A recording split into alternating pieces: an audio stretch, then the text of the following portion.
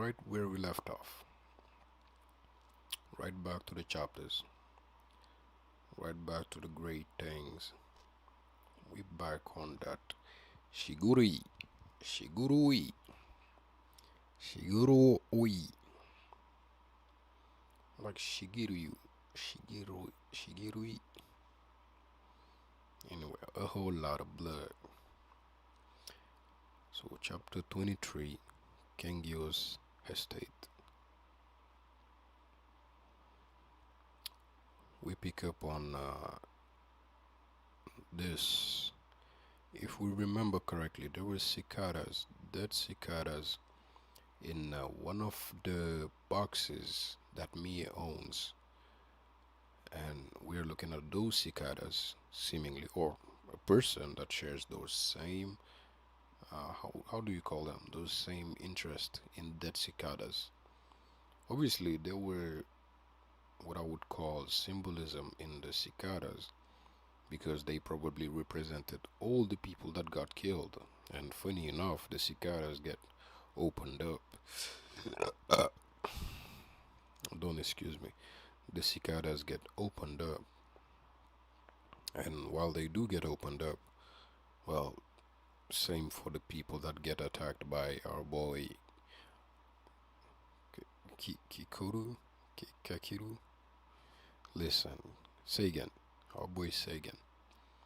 The same way it works for our boy Sagan, his technique, the effect it has, is symbolically the same as what it does to the cicadas. And obviously, the little toy that Mia had also symbolizes it. So it meant that she knew too much. But did she know too much because of simply her instinct, or the fact that you've seen her in, well, you I've seen her in the first chapter actually sort of see the future? Well, that's what we're gonna find out. Because this to me is proof that Mia was doing more than just collecting the cicadas and having his little toy representation of Kakiru Seigen, his toy representation of Seigen with them. Because this person seems to be playing the same game. So, it was said that amongst the disciples of Ono Tadaaki, swordsmanship instructor of the House of Shogun, there was a warrior who had not a single hair on his entire body. Damn, I thought he was a lady. His form is really, really soft.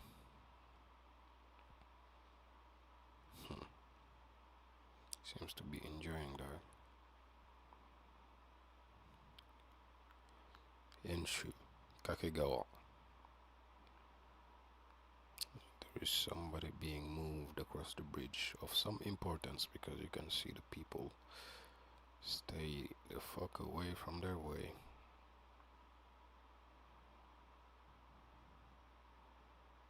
They stay away. So it's not a spectacle type of person.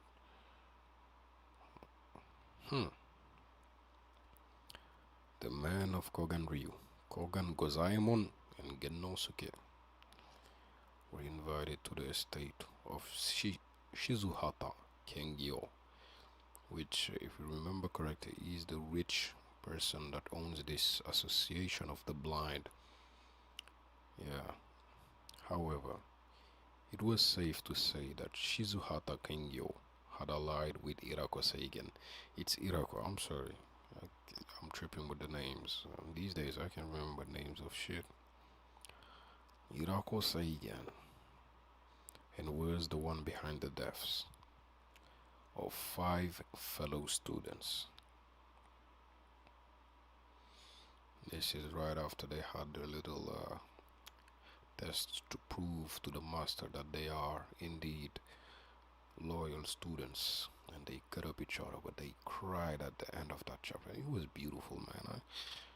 Sometimes they lackluster, man. They don't provide in the ways of being good people, but they still have good in them in when they just sort of fight for each other or perform that dance, that dangerous dance, and survive it and cry because they do care for each other, even though they would have cut up each other on that dance floor. I'm telling you, it was questionable as to what degree Kogan, swaying from side to side in the palanquin that the Kengyo had sent, realized this. Yeah, I mean, my man is he's not there. He seems ready though. The supreme leader of the Todoza, the Blind Man's Guild. Todoza Shizuhata Kengyo, who is actually pretty rich, to the point that even though he's not a daimyo, he's almost considered as one power-wise, because he just has even more power than them. In the past, he had been invited to play the biwa before the shogun Tokugawa Ieyasu, awarded with an honor far beyond what he deserves. Far beyond what he deserved. Damn, who are you to tell him what he deserved? Narrator hating? That's new. It's a new spectacle. He was a skilled acupuncturist and current doctor to the Lord of Suruga and master of Senpu Castle, Tokugawa Tadanaga. Oh my god.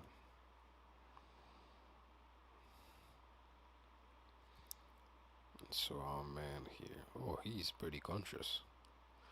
To face this biwa was to be bathed in the glory of Tokugawa clan. So he has reasons to hate him. Here comes a lady, and here comes a man behind her. Ooh, he is bowing. That's a ooh.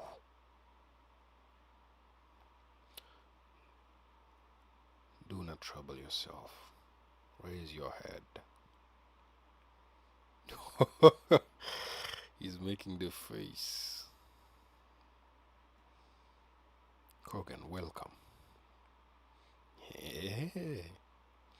It was an expression he had never shown to his disciples. The butt liquor face, the booty liquor, the booties, the boot liquor. A method the swordsman acknowledged as unrivaled has developed to deal with those above his station. It was said that Shizuhata Kengyo had been left unattended when he was a baby, and crows had pecked out his eyes. Damn, it don't look like crows to me. Another thing though is, to be fair, this nigga can't see, but he is smiling the fuck out. Yes, he assumes he can feel it. At the same time, the two faithful disciples did not even touch the tea that the man served, that the man servant, a man who introduced himself as Tomoroku, had poured for them. Kogan, don't you think it's time you thought of the future?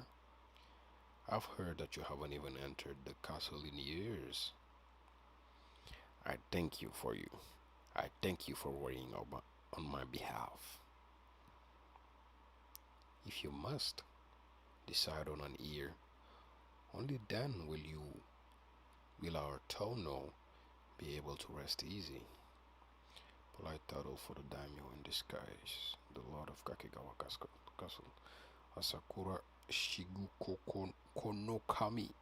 Damn. My daughter has fallen ill, so at the moment it would be difficult.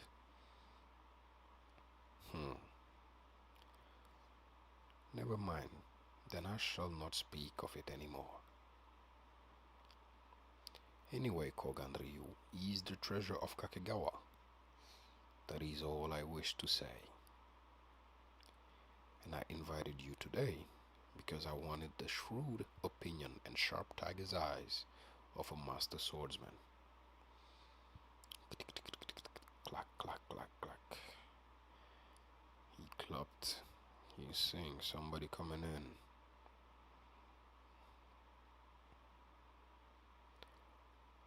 I'm called Seiken. The boy who knelt at the door did not even have eyebrows. This nigga has alopecia or some shit. That's some smooth skin. Alopecia. Wait, that sword is... That's European. That's overseas. That's a rapier. He looks at it. What do you think of Seikyun's sword? I wish to know the opinion of he who is known as the unrivaled master.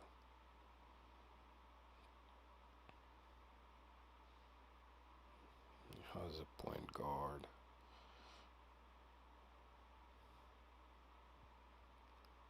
Well, is it a worthy blade? The quality of the steel, the smelting, the tempering, the sword was unquestionably a disgrace in all aspects. And he says, it cannot cut. It cannot cut. Perhaps you would have used as decoration. I heard that the two methods of making swords are completely different when it comes to katanas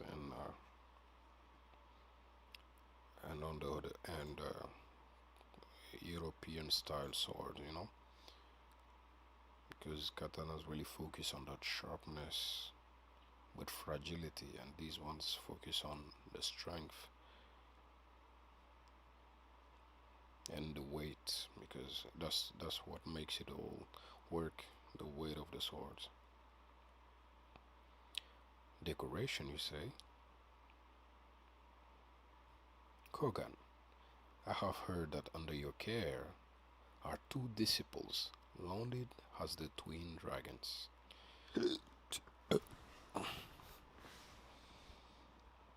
His name is Fujiki Genosuke. The other had long since been exiled. Do you think this Genosuke of yours could teach my Seikyun a lesson in swordsmanship? He already knows something's up. Show him the skills of a true warrior. Genosuke, you better show true, because they're really underestimating you, though. You can feel it. Oh, but he's using that sword.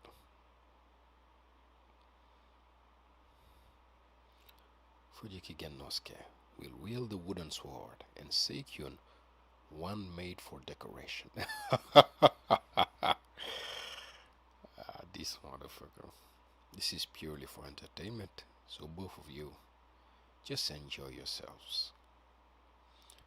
Fujiki, this sword is sound.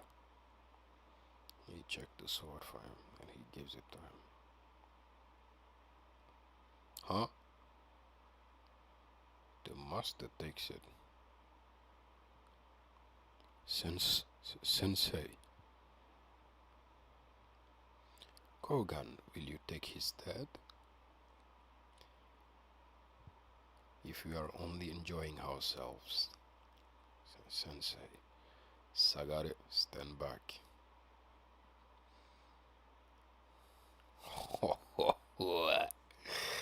Kogan. Then let us begin.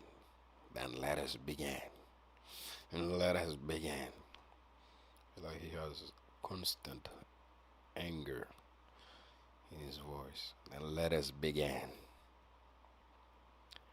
And he pretties up. Get them swords ready. Get that boy ready on me. You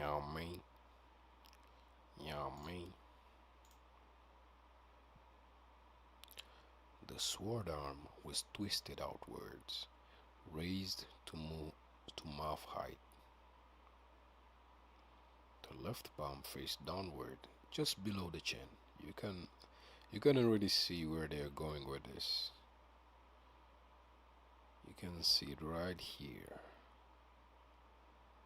The shape, form, the corkscrew. They are gonna be talking about the torque. That you know what I mean? That getting function. They are really gonna talk about the piercing. And I mean, this nigga has it so deep. He has it so deep that it pretty much is doing a full-on rotation.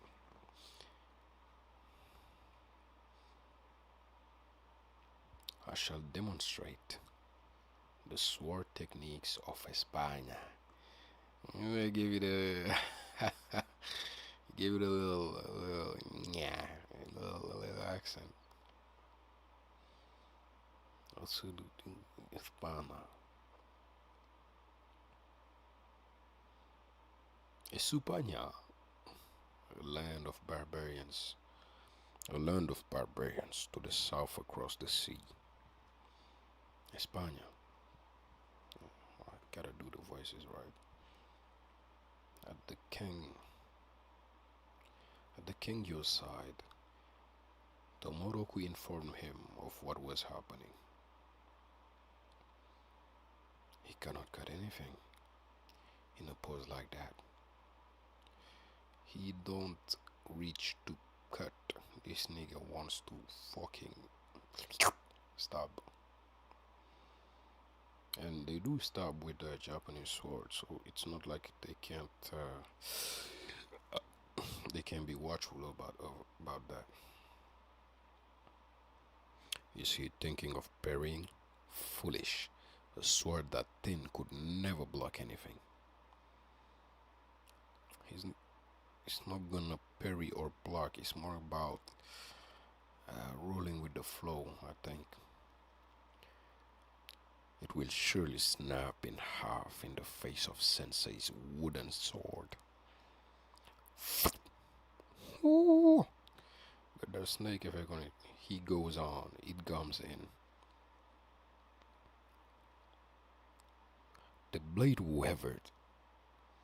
To those accustomed to the swords of Japan, which did not warp or even bend, this sight was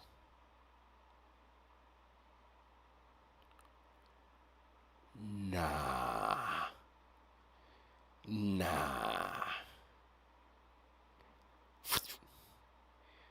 He's already in.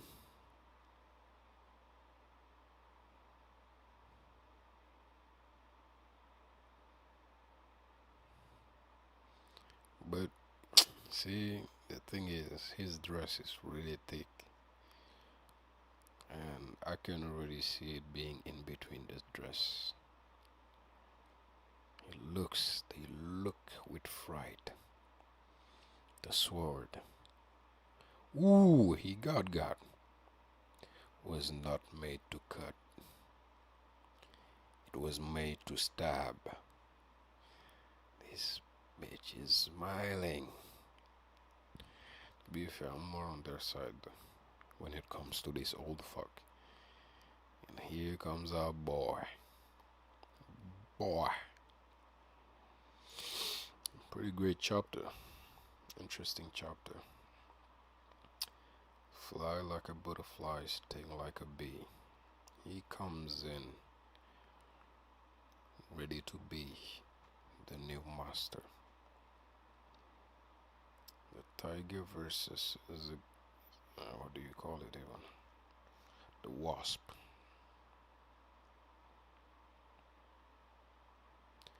The reason that Seikyun, son of a wealthy samurai, was detested and abandoned by his parents was not because he could not form a top knot. It's not his alopecia. At the end of his long wandering, the only man Seikyun found who would be his master Itori Onotodoaki presented him with a strange sword. This is the sword. This is the sword of Spaniards. This is the sword of Spaniards, the barbarians who live in the south. I'm running out of voices here. This is a this is the this is this is a sword of Spaniards. This is the sword of Spaniards, the barbarians who run in the south, who live in the south. You must hold it tightly, delicately,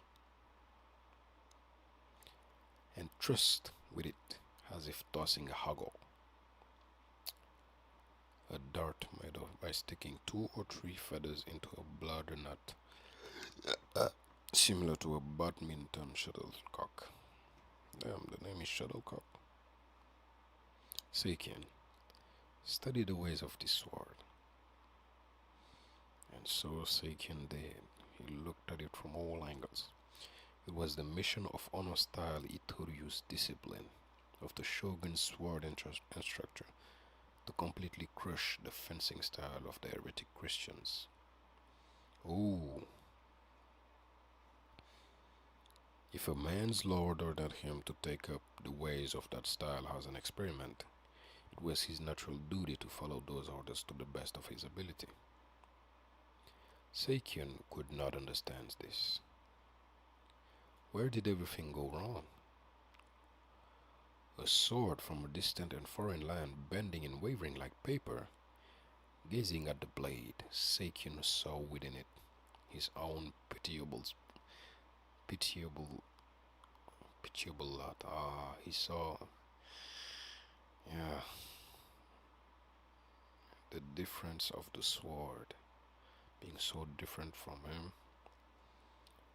It reflects him, and he felt attachment to the sword, to the way that sword works.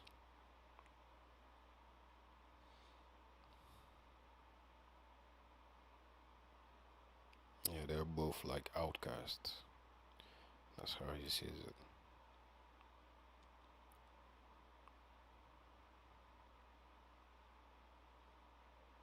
Damn, was that his master?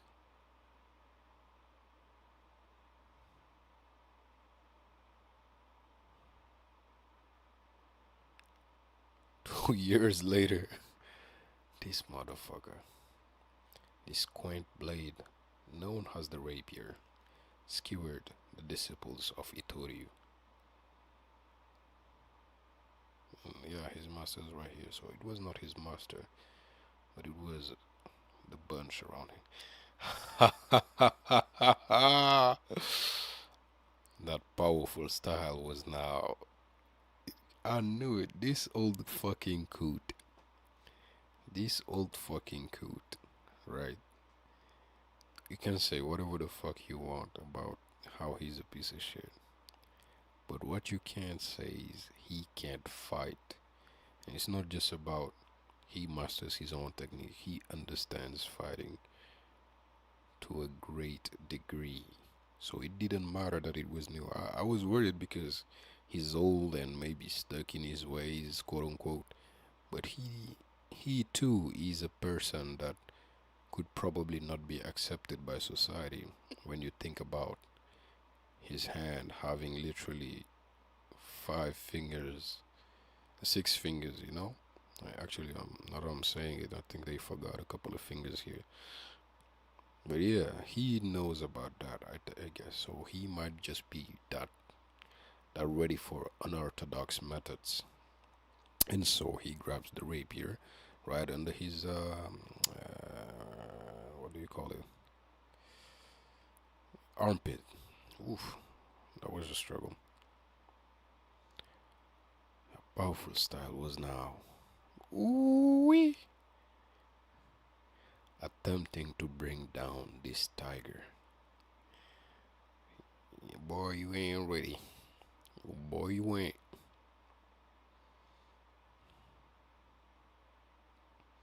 It's all over. The moment these thoughts flittered across Seikyun's mind,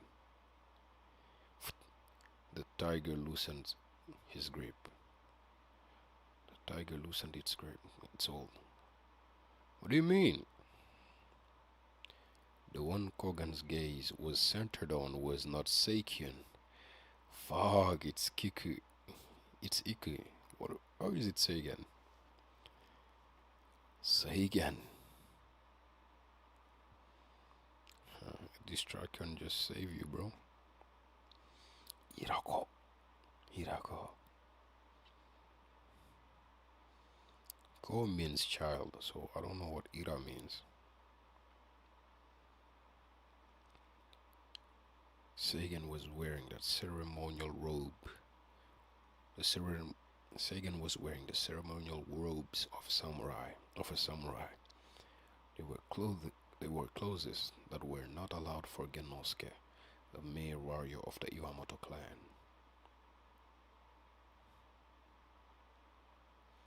Seiken Dono, I sense that your opponent this time is a tiger. Seiken Dono, I sense that your opponent this time is a tiger.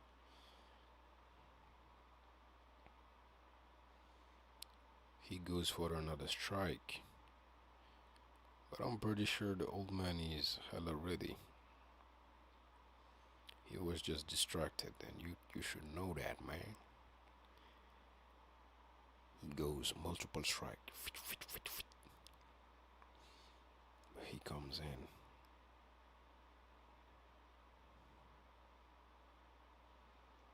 A psych out, he's going for the neck, but here the bulge is on the clothes. So he missed his mark. Oh my, this old coot, man. Tuck. He steps back. He gets ready again. It's dangerous. Sensei is hesitating because he knows that his opponent is the Kengyo's man. No, Sensei is hesitating because he's distracted. An opponent that you cannot take lightly. This is a trap set by Irako.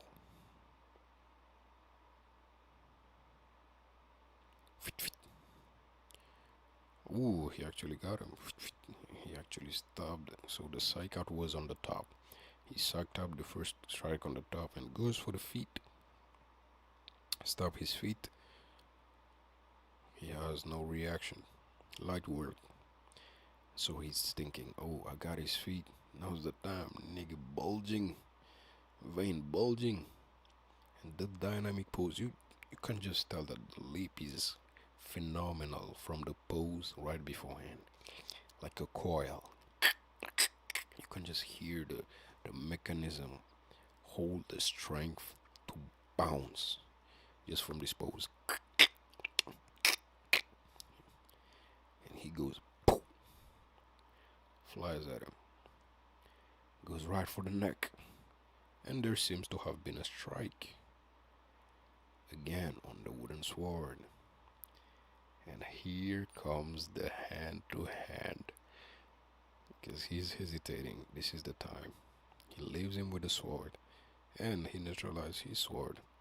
He's breathing, so he's gonna use one of the techniques. Throws the hand.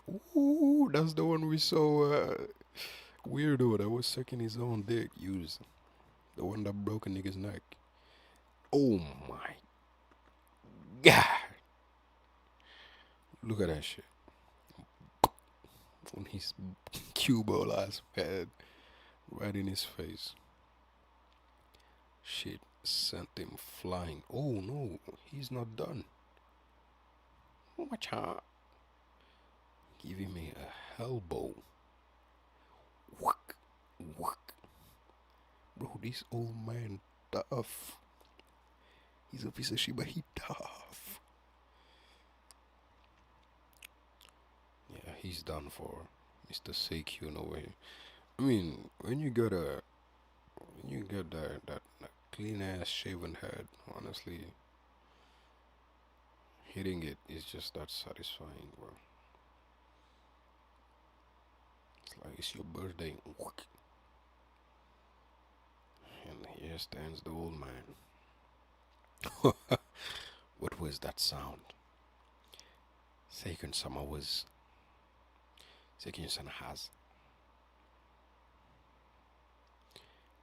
Since we are only enjoying ourselves, I thought I would go for the vital points. Whoa! Isn't it supposed to be I thought I would not go for the vital points? Though Seikyun's cranium was swollen to nearly 2 times its normal size.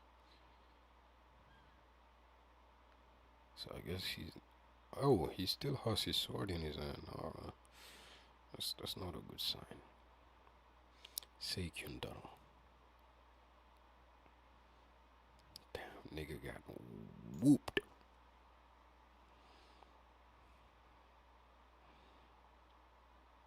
That's right, this manga loves to show bodies.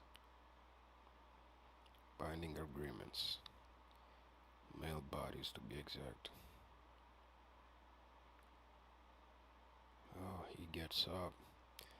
Ooh, that eye is gone.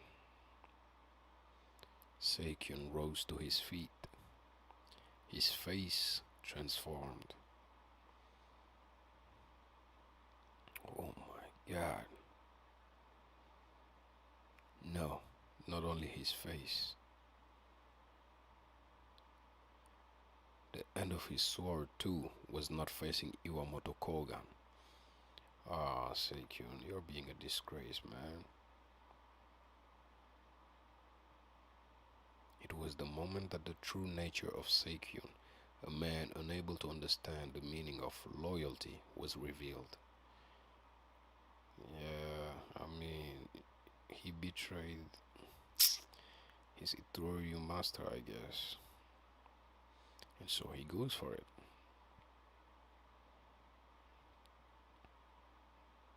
Apparently something slapped on the side of his face. Or is that just his bloody face? Okay. A man comes in, full of burns. We remember this man from the bathhouse. He uses his body as a shield. He seems like a sumo. Sword goes in, gets stuck. He gets his wrist twisted. He's lifted. He looks like a damn baby. Oh, I could look like a baby. Feet up. Oh, he has that Wolverine shit.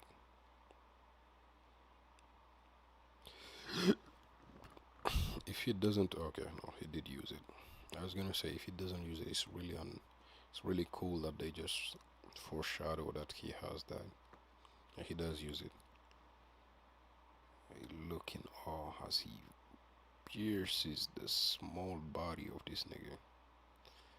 Blech. He goes. All them organs got stabbed up. On the hand of the manservant known as Semimaru was a wickedly curved battle claw. Also, Tomoroku held within his clothes a hand cannon from the west. They call it the hand cannon.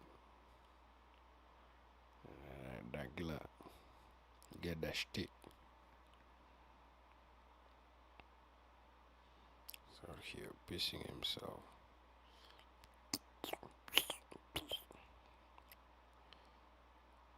He just splats him on the ground. The terrible scent of fresh blood stabbed the nose of the beautiful swordsman.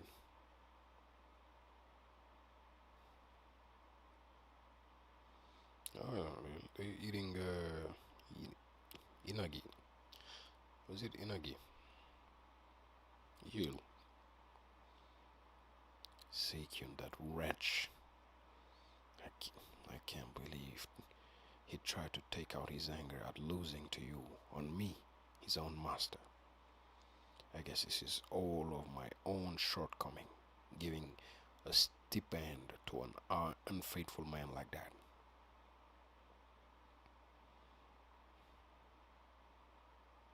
Kogan did well in defeating him. Thank you. Of course, of course. A smile graced his face. Oh, he ain't smiling no more. You got Lady Iku on your side. What you doing with her? The woman pouring liquor for the Kengyo was none other than she who had once been his own mistress. Look at her smile, right? She got that vengeful smile on her.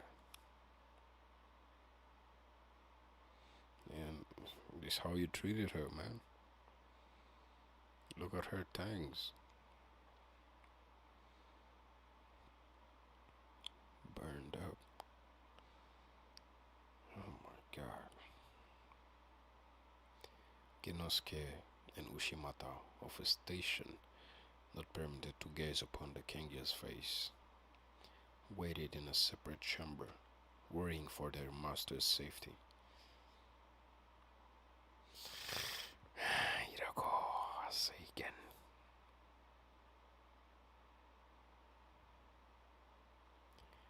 My brothers of the sword, it has been such a long time. Hey, calm down, man. Genosuke is rising up for action. Ushimata calms him down. Fujiki, remember your surroundings. This is Shizuhata-sama's estate. Any commotion will cause will reflect unfavorably on Sensei.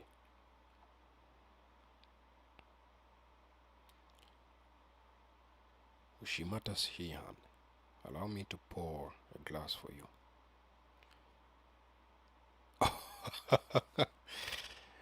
He just throws it in their face, eh? They just look.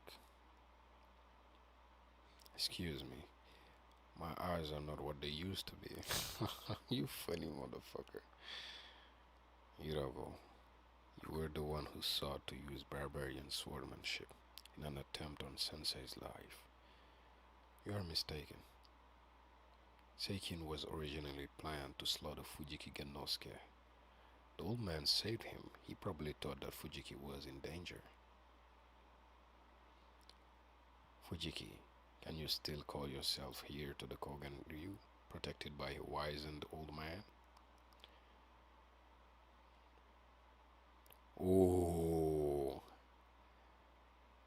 because his hand is swollen as fuck and infected, he is biting it, and I can just tell that it's so he can empty the swollenness, so he can use it.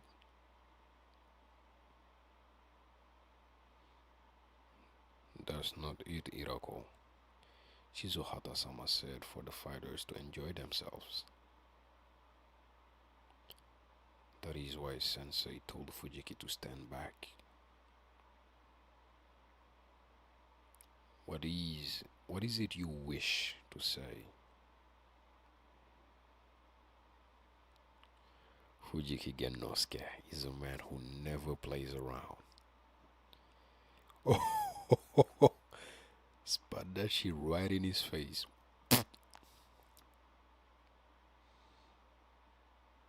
Oh, action is up. In the technique, going for the palm strike right under his chin. He dodges that shit. Slips, but he goes for the bottle back.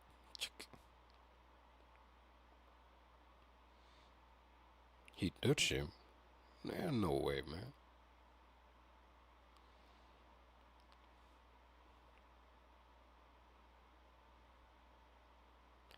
The speed of Irako's tiger fist was such that even the eyes of Tomoroku could not see it clearly.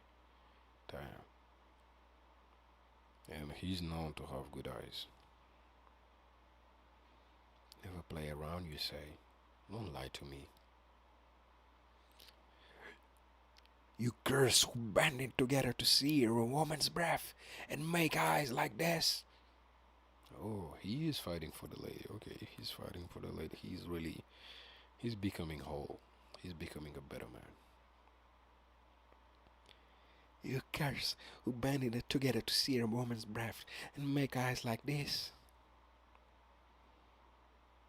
Some wild eyes. Fujiki, now it's your turn.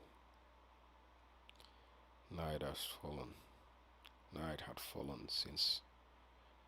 Night had long fallen since. What the fuck? Night had long since fallen when Kogan and his two disciples returned to the Iwamoto estate. Ooh, somebody's mad. After venting his terrible rage, the old tiger fell asleep, hunched over like a wild animal. Fucking swear. This old man. Mr. Nutsack over here taking a bath.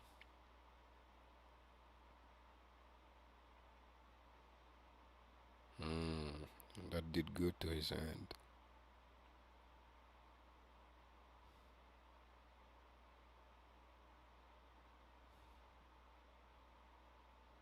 Someone had entered the room while he was gone and left a letter.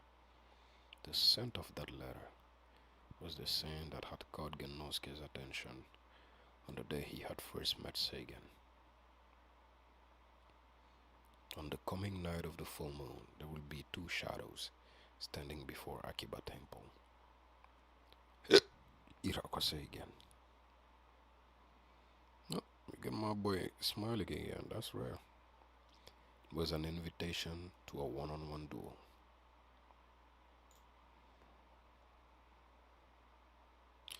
Ushimata. I think Ushi is a horse. 6 days had passed since the duel at the Kengyo's estate. These niggas. Oh no, they didn't skip that one. This is another one. Mitsuke, a town near Hamamatsu, 17 miles away from Kakigawa. Though Gozaemon was reluctant to leave his master's side for even a moment, due to the threat of Irako Seigen. You cannot forgo this. His master's words were law. He brought his biggest sword. He showed his smile at the door and walked leisurely into the dojo. Brought the fishtail.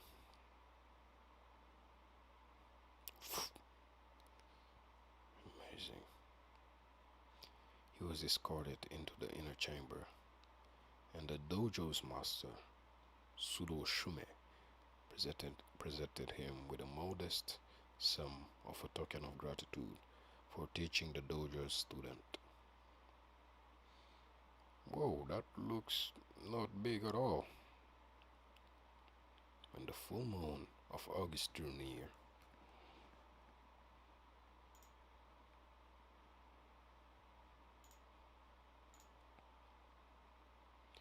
the disciples of Kogan Ryu visited all dojo bearing muso on their gates. Repeating this act, this was the infamous method Kogan had used to gather money in his youth. The tiger's journey permitted other schools to use of the term unrivaled. Damn.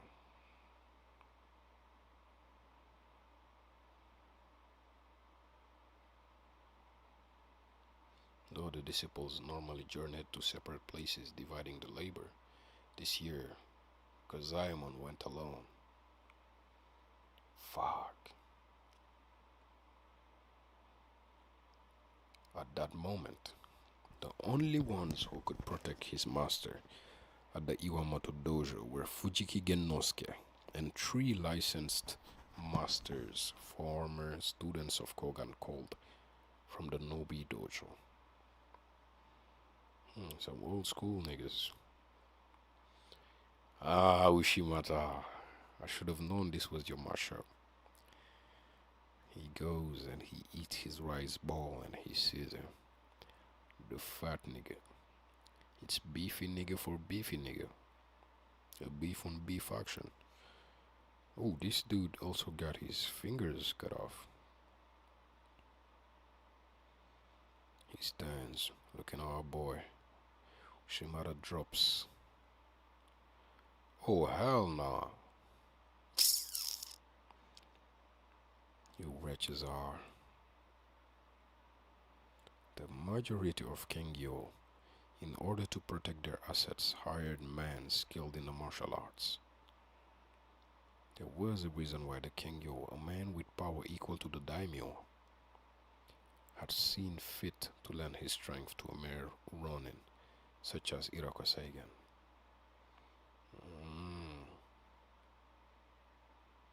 Though the Kengyo was far more educated and skilled than the layman, there was one final frontier that he had long ago given up, on one far beyond his effort, and I'm thinking that's strength. That's strength, individual strength, in the martial arts. Yeah, strength. Seigen's body contained within itself wonders far beyond that of even man who could see. Yeah, that nigga was like a monkey. Ushimata versus 4 people, and he doesn't seem to have a real sword. Oh no, he has his swords on him, but he also has the fish tail. I'm thinking the best strategy for him will be to use the fish tail to buck these people, and the real sword to take care of this big nigga.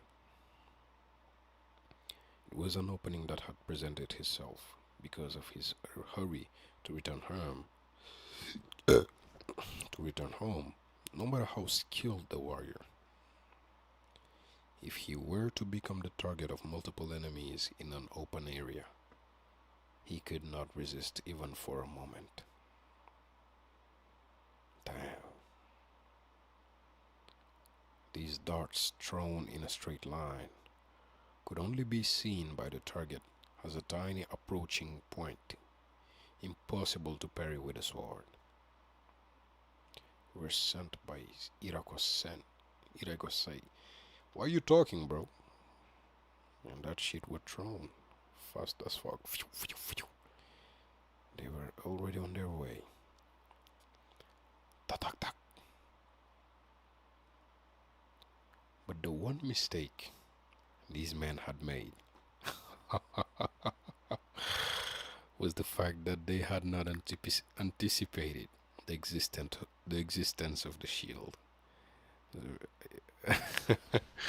Okay, yeah, that's what he did. I was getting worried here. The narration got me. Gozaimon was carrying on that day. Yeah, the fish tail.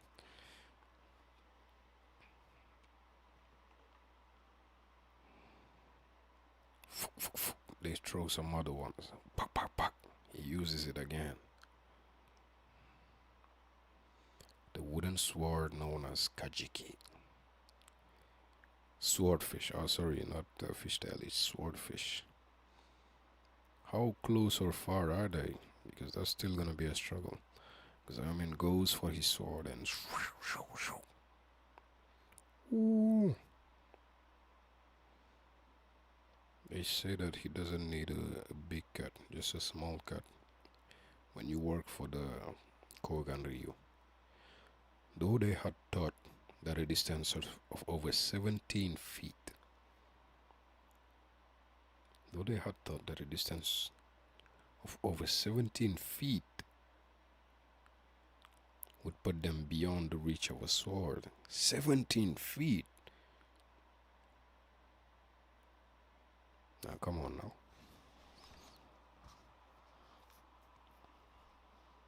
17 feet, that's like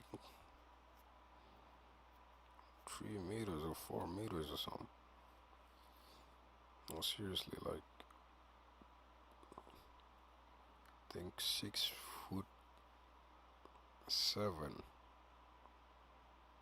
is 2 meters.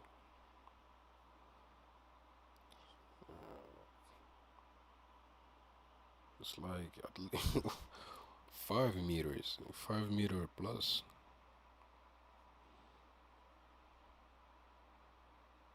So he got him.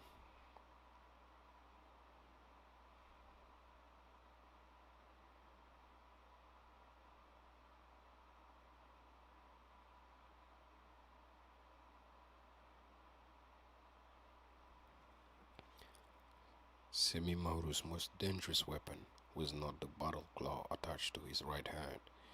Yeah, this nigga's beef is the dangerous weapon. No. The poison needle in his mouth.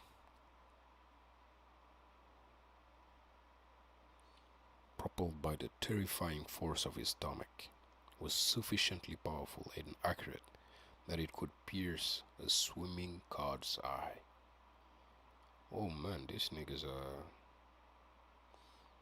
he's so beef. I wasn't expecting him to use things that felt underhanded, you know. And Ushimata's getting ready. Oh, he's gonna use it. So we never see Ushimata use Nagarebushi, falling star, but he seems to be ready to use it. He holds it.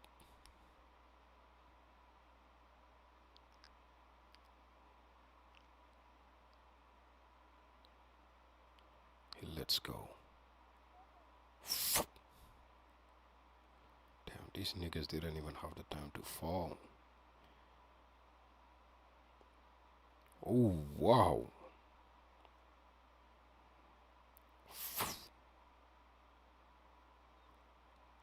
He went through with it. Opens his mouth. His head is gone. Kogen Ryu Hoshinagare.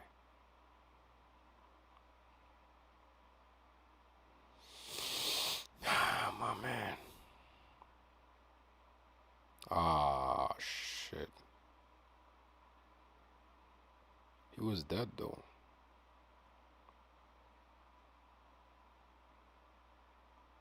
See, he wasn't even touching him, but right after,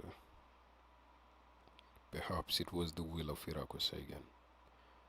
Semimaru's decapitated corpse drove its claw into Gonza's leg. Stop fucking with me, man.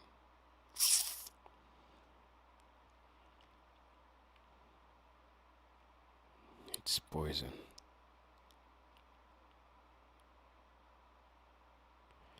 It was on that night that Kogan Ryu lost the title of Unrivaled. We lost our man Uchimata, man. Not Uchimata.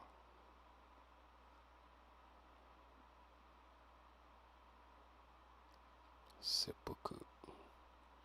Get our two main characters. You gotta understand, this is all a flashback. Because these niggas are supposed to be fighting where I'm at. Well, in the beginning of the story, so we just getting some backstory on it.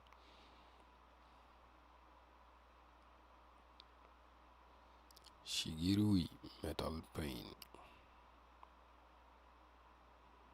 That's pretty cool. See, you can see it right here. Some missing here.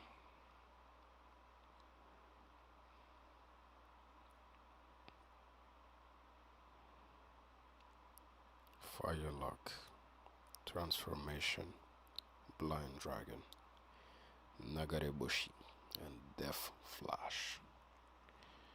I feel like his technique might be Death Flash. Mount Akiba, Kontake Temple. Our boy Fujiki is practicing.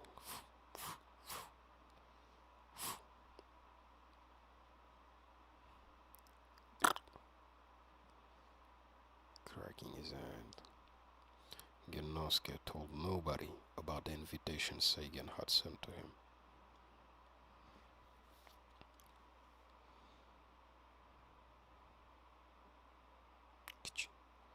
He believed that only by defeating Seigen himself. Oh, he got a new technique. Kick it. Grab it in midair. Alone would he prove truly worthy of being heir to the Kogan Ryu.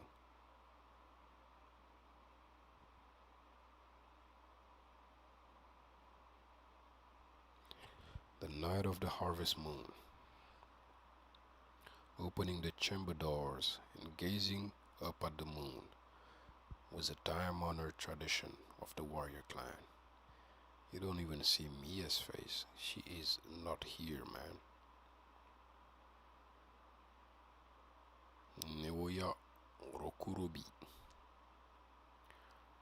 Kanaoka Onryusai Ibuki Hanshinken.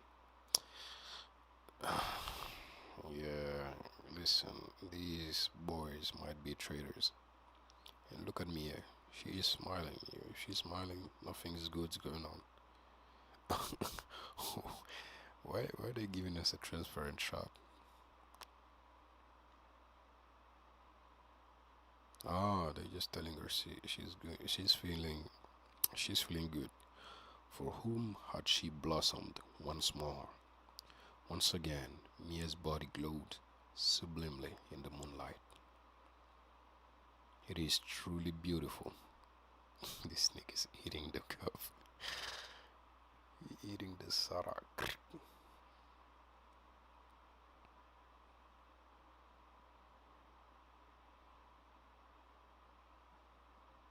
Oh, hell nah, bruh.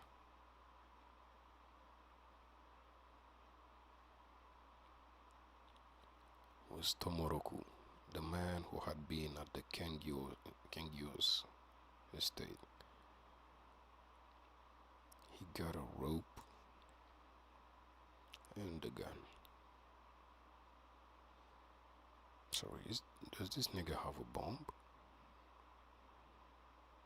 How would the unrivaled Kogan Ryu rise up to the challenge of a firelock?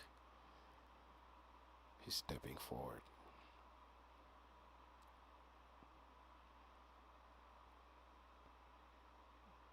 Oh, okay. So he needs fire to shoot. So he has a long ass thing so he could maintain the fire. So he can just press it and shoot. So, it's attached to the top here.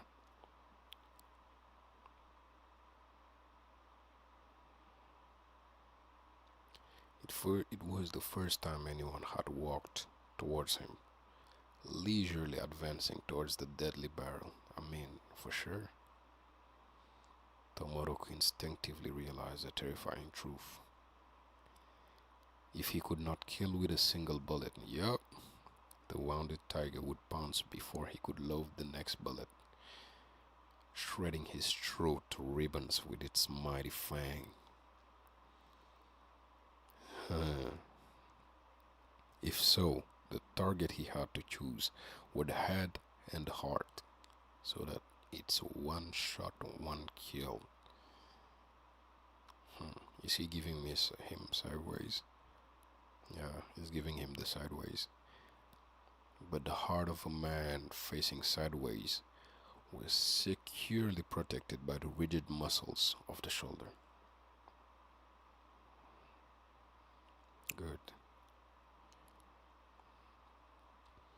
That left only one target. Genosuke felt a strange heat centered on his forehead. The target was less than 30 feet away. For a marksman of Tomoroku's skill, it would be impossible to miss. You don't fucking say. He looks at it with his big ass fucking eye. Click. I can't do the metallic sound of the gun. I can't voice over the gun. It's kind of difficult. It goes. Oh my God, don't tell me he just did that. Ugh. Bing. He lodged that shit right on his scabbard. Not a scabbard actually. Here. Genoski had been able to block the bullet thanks to a great deal of luck and his correct prediction of his forehead as the target Tomoroko has chosen. So Tomoroko had chosen. So fun fact then, that means that the fact that he's a good marksman is what fucked him up, because he wouldn't be able to catch the bullet. You know, it's not that type of show. But he knew where he was aiming. But he knew exactly where he should have been aiming, and that's the problem in his technique. Is that he was capable of it, and he did that. He should have thought more. Let's say a bit more unorthodox, and maybe went for one of the loaves. Listen, I gotta give the details, but it's literally because he's a good marksman, and that's what fucked him up, to be honest.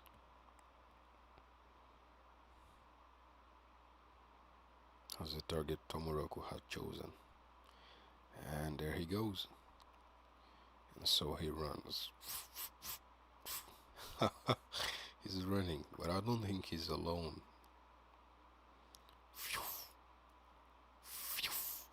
He seems far, man. Ooh, we gotta dive. Oh, he did him like a titan.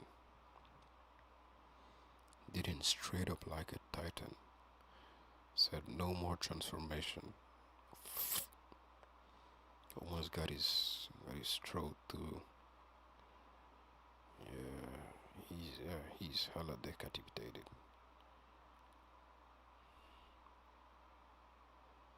At that moment, Genosuke's heartbeat quickened, and a cold sweat broke out of his entire body.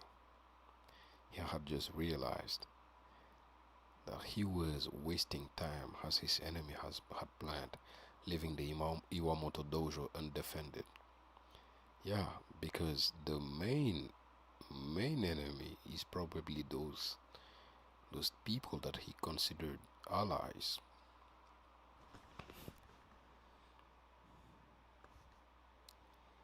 Here they come. On that night at the Iwamoto dojo, the two disciples held in awe as the tiger and the dragon were not present, sorry.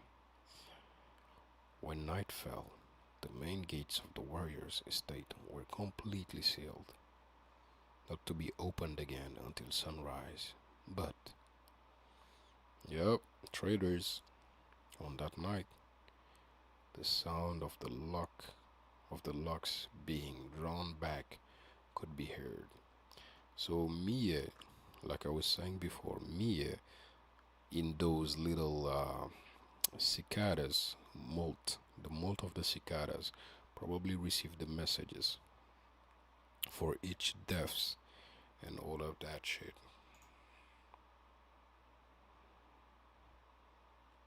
Transformation. Henshin. But yeah, these niggas too are traders. Below Kakegawa Castle, estate of Iwamoto Kogan. What has brought you here? What has brought you here? Shizuhata Kingyo-sama has sent us. He wished to show a token of thanks for the marvelous feats Iwamoto Kogan Dojo Dono displayed during his visit.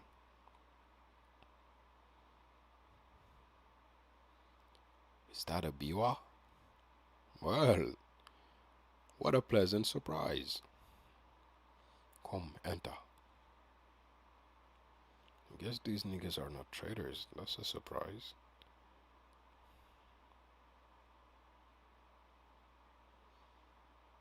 So that's the blind warrior who's our master, after who's after our master's head. He's entered the tiger's den of his own free will. Seems he doesn't know that we, the three Tengu of Nobi, are here solely to kill him. My bad. I didn't know. It was like that.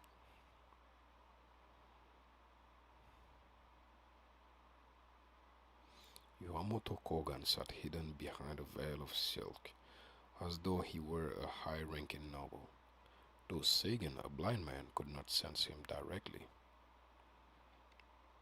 From the faint feeling that reached him from 20 feet from 20 feet ahead, as well as the scent of urine staining Kogan's clothes, he could tell that at that moment Kogan was not in possession of his senses. Two disciples sat between Sagan and Kogan, while the last sat next to the lantern to keep it from going out. Iku, let's begin. Bing, bing, bing, bing, bing, bing, bing, bing, bing, bing, bing, bing, bing, bing, bing. Motherfucker got up like a fucking arrow. Them niggas got ready. Oh, he's quote unquote about to dance. That which began 1,000 years ago. The full moon shining brightly in the sky will reach its peak on the 15th night. I got the esteemed man sitting there. One day his time will come. In a separate chamber, the servants of the Yamamoto estate sat, completely hypnotized by the sound of Iku's biwa and Sagan's song. They listened, slug-jawed with amazement, unaware that Kogan's daughter, Mie, had risen from her place. Thank you. Most excellent. Our master surely will be. Our master is surely satisfied as well. The Shizuhata. The Shizuhata. Oh my god. Tell the Shizuhatama we are most grateful. You have done well. Next we will show you an exquisite drawing. Drawing? This nigga's face is hella silly. A portrait drawn on the ivory skin of Kengyo Sama's mistress, Ikusama. Oh, they now call him the mistress of Kengyo instead of Hutadu. This bitch is smiling. Well, if Kengyo-sama so wishes, we too will feast our eyes on this drawing. These freaking niggas, bruh.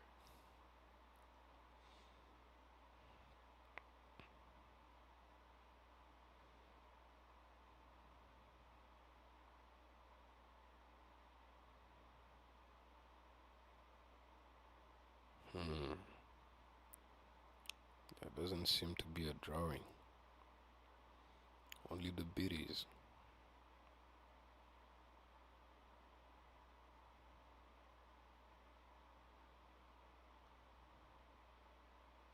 Iku turned her back to face Kogan.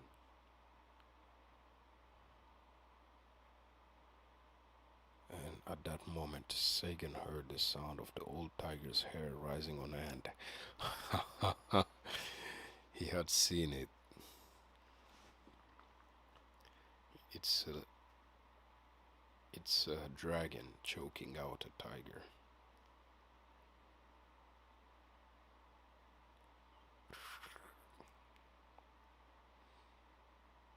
Damn.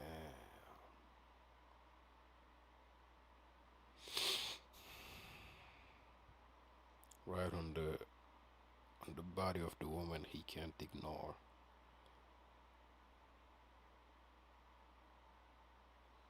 A nihilist dragon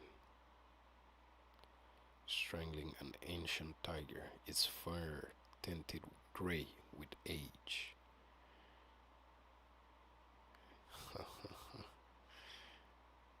That's crazy. Look upon it. Look well. Look upon it. Look well. Damn. The hate she has for this nigga is un uncalculable, and she's even bleeding at the mouth.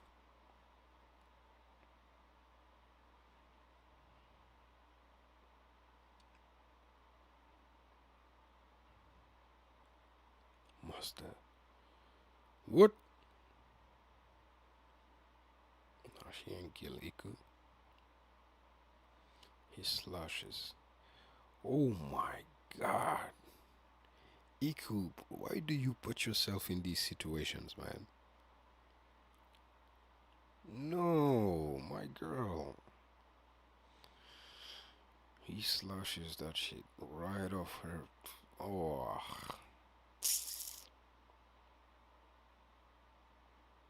this piece of shit, just for a message, she sacrificed her. She's the one suffering through this shit. Oh my God, bro.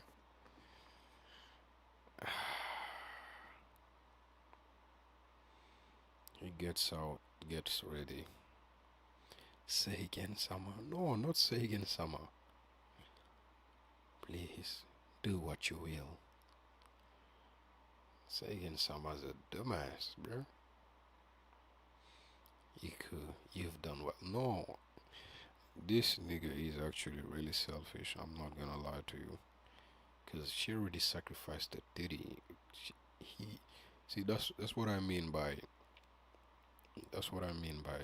they are not heroes. He was just conveniently the right set of ideals, the right set of ambition at the right set of time to sort of kind of be a hero, you know? But he doesn't actually care for her, but he probably cares for her more than anybody else, even though it's not a lot, and that's the worst part, because he let that shit happen. Anyway, bro. And for her, it's legit feelings, you know, because she sacrificed her titty. That's like, it's like, instead of in that moment, that would be like him putting the fucking fire rod right on one of his nuts. That's crazy. It's probably not the same, but it's kind of similar. But she has these true feelings for him, while he just is probably kind of just using her as a fucking stepping stone. He's not fallen for her as much as she's fallen for him. And having her do this is the proof of it. And probably they did this so that he would be the first maybe to attack and all that. But anyway, there still are there are still rules, even though it's the Edo period, even though everybody gets swords, everybody blah blah blah. I think that maybe that's why. Iwamoto Kogan Dono suddenly took leave of his senses, acting violently towards Shizuhata Kengyo-sama's beloved mistress, Ikusama. Therefore, I had no choice but to. Yeah, it's sort of like having a justification. They had to have a justification to take action, but still, bro, you sacrifice her. That's crazy.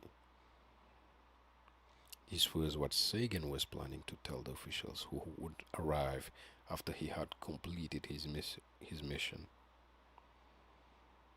Oh man. He had made sure of the floor's state while dancing. Just moments before, everything so far was going exactly as Sagan had planned. He was calculating his surrounding. And he does need the floor for his technique from what I remember. They get in front of the master. Master, leave this wretch to us. I don't think master's going to leave anything to you guys. Yep. These fucking freakazoid. He just killed them. Opened his fucking shit. And sideways slashed his fucking shit. Ugh. The heart, the ribs,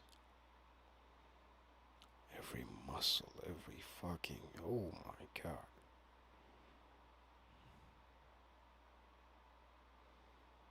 And for him, it's all of the stomach.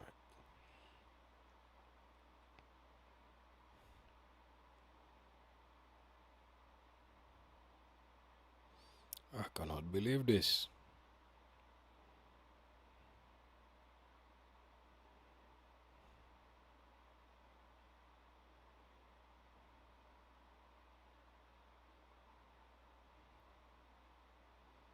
She looks in fright. Damn, now he's using a Notorious style. 2 swords. And the last one is looking.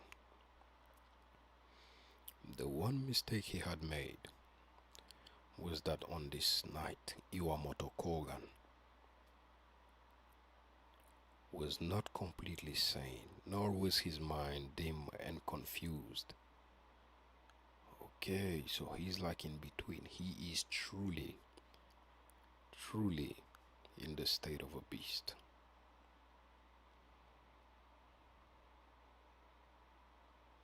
He had been transformed into a terrible thing that did not distinguish between friend or foe. A demonic god ready to strike down anything that entered its domain. Yup. Tonight he is only beast. They esteem the man sitting there. One day his time will come. That's what he said in the song Blind Dragon.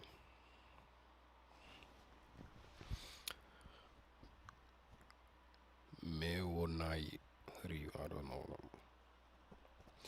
know. So he walks in.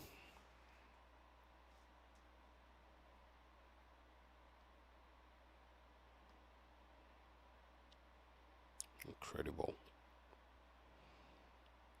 Muscles. That's the arm. His heart. His fucking respiratory system. What do you call it? Lungs. The guts, the intestines. They really go heavy on the graphics.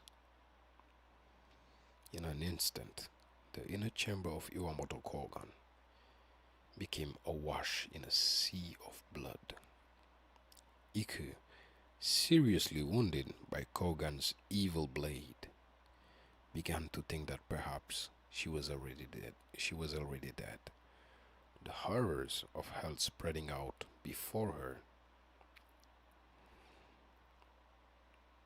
I mean, I thought that she kind of just gave up on life a long time ago. But yeah, she might get killed in this because he doesn't have his senses. Beneath the demon god's feet, the stench of human waste radiated, wafting upwards from Ibuki Henshin Ken's intestines. Damn. Taking in that scent, Seigen shook with terror.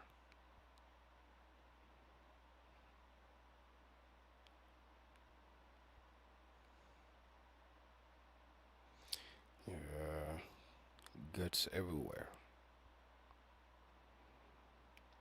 The body of Neo Yakuroku. Oh my god, the body of Neo Yakuroku Robe.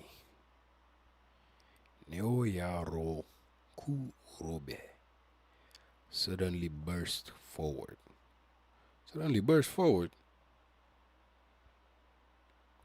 Who hit it?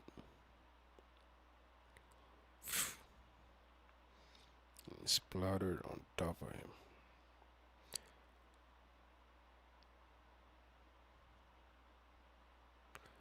corpse missed Sagan, impacting forcefully against the ceiling and falling back to the floor. Yeah, he kicked it, right? The terrifying strength of Corgan's leg, strong enough to send the upper body of a fully grown man flying like a pillow. Ugh. But what Sagan feared even more, far more than that, was the sound. For to Sagan, who took in the world through sound and smell, the drops of blood falling from the ceiling like rain made it difficult to discern his enemy's movement. Indeed, indeed. Did he know when he did that? I don't think he did, but this fucking beast, you never know. Though Sagan was in an ideal position, if he wished to slay a tiger, he was standing in the territory of a demon god.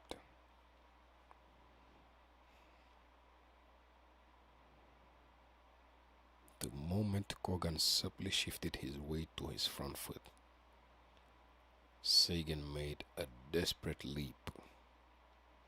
He's kinda running away now. Slash. Oh, but another slash. Oh, he actually threw it. This is Nagare Nagare Boshi. The Shoto flew through the air, not towards Sagan. Shoto is the short sword they have, but towards the ground where he was about to land. Nah, you got. Oh.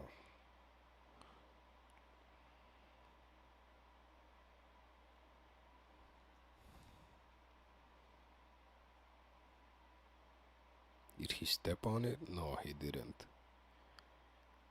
He used his own blade to maintain himself up. And in the air, he twists, turns, and doesn't even fall. Puts his hand and this nigga think he's a superhero.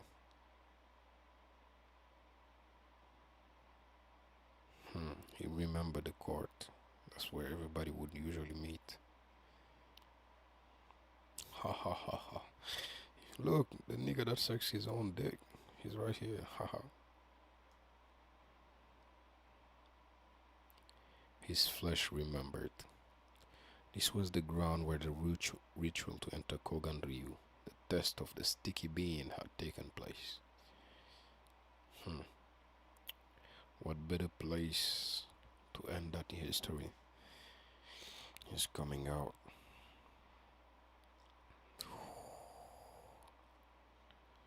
Truly a tiger. Tora.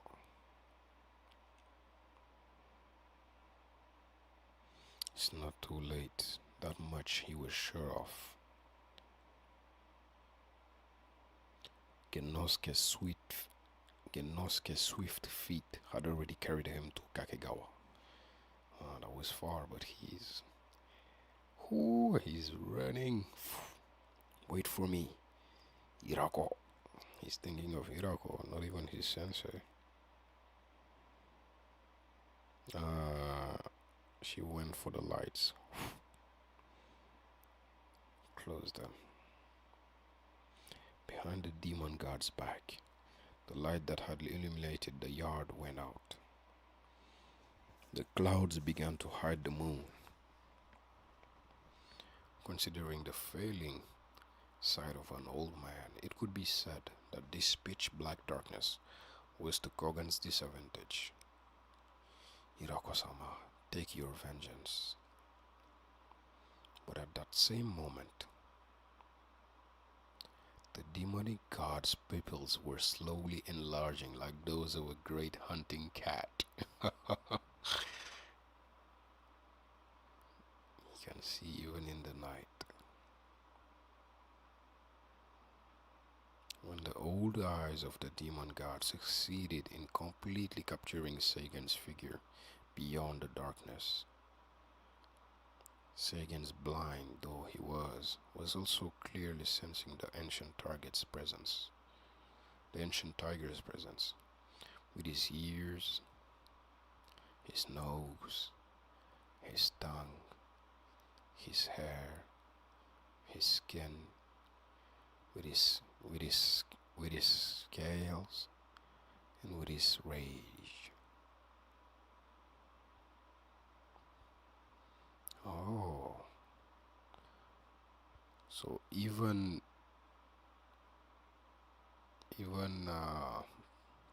Kogan sees him as a dragon. Nothing to be underestimated here. Huh, the dragon. He was no longer the Irakosegan he had once been. Though at a glance it seemed as though he was merely a blind man leaning on a cane, the killing intent infused through his entire body made it clear that the area was impenetrable. Ah, that stance. She's crying. He's licking his lips.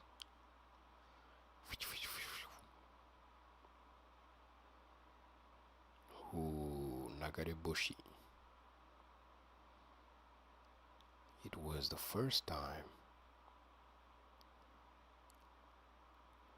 that Kogan had ever used his ultimate art, Nagariboshi, twice against the same person. I mean, he left him alive. And he readies that fucking sword. Ooh. And our boy here, Irako, put the sword deep in the ground, ready to unsheath it.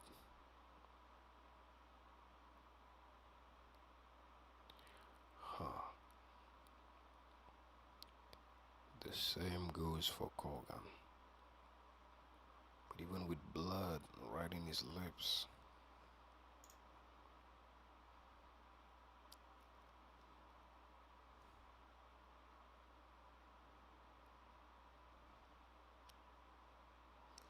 Nagariboshi.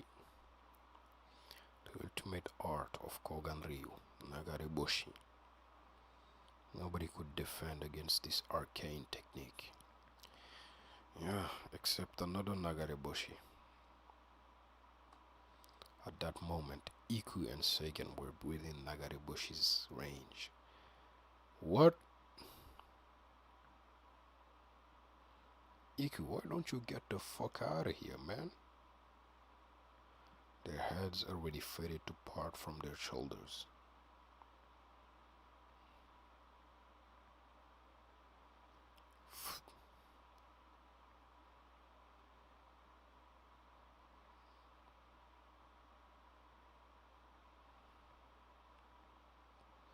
Before the demon god's eyes danced the vision of certain victory.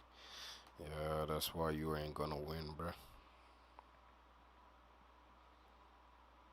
Because you are not looking at this nigga's technique. 11 months after Irako Seigen was expelled. Getting a backstory?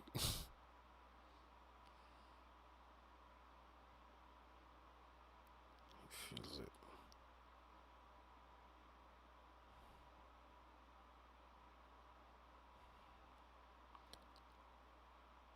The bottle has become useless. The bottle had become useless. The moment Gennosuke beheld it, a cold sweat broke out across his back. Though his fellow warrior Kuroemon asked him why he was so pale, he did not reply, passing by like a wraith, and buried the broken bottle deep within the woods. This was related to the secret art. His warrior's instinct told him this was true.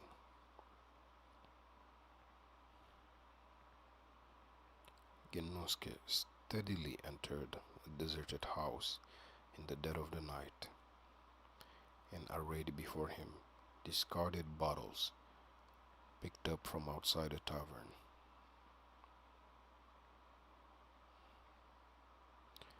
hole in the bottle his master Kogan had given him had not been made by any artificial tool. Ah, but by a man's finger moving at incredible speed.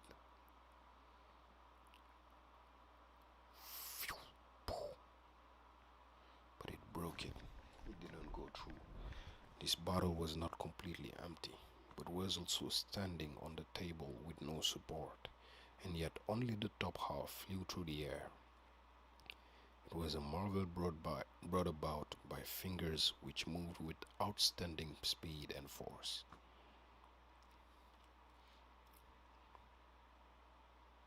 But Genosuke thought, I am too slow. At the same time, deep in the woods, damn, they were hungry.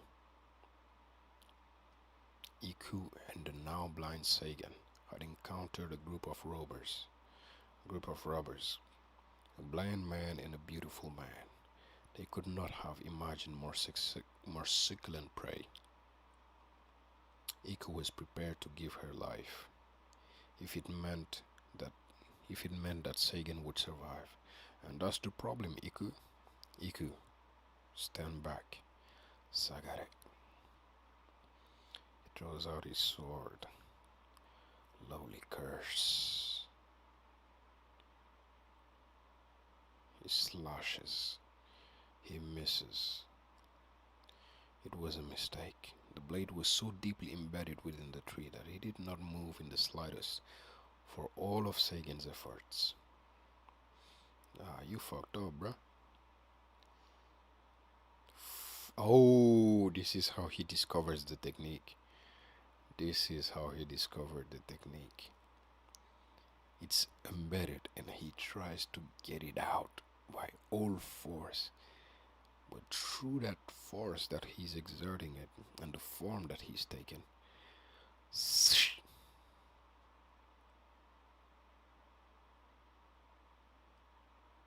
he discovered the new technique. Inspired. The sword that he had barely managed to pry free moved at a speed beyond what even Sagan himself had expected. At that moment, the last sight the blind swordsman had seen came back to life. It's really similar to the technique he used, he's thinking. With a pained cry, his eyes split open once more.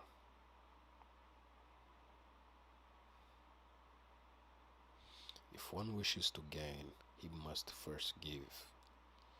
If one wishes not to become weak, he must become strong. If one wishes to clench down, he must first loosen his grip. Oh.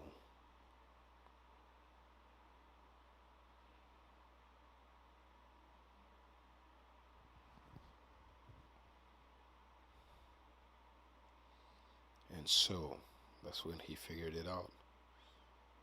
If one wishes to open,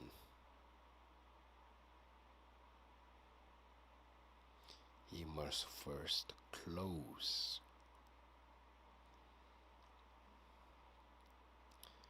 Yeah, that's the technique, alright.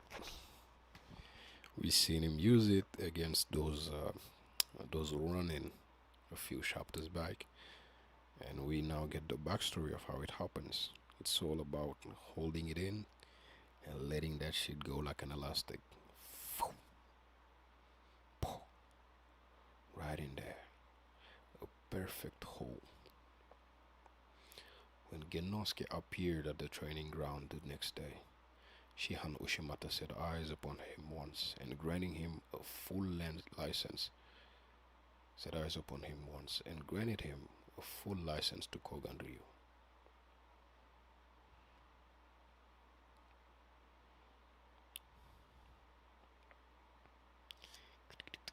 He's holding it. Oh my. This is his ultimate his penultimate Nagarebushi, because he's even breaking his teeth, holding it all that strength.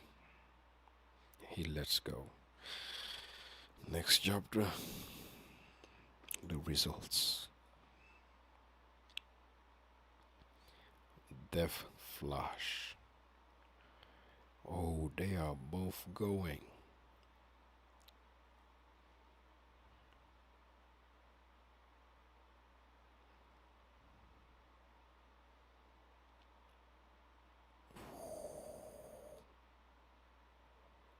He barely dodges it.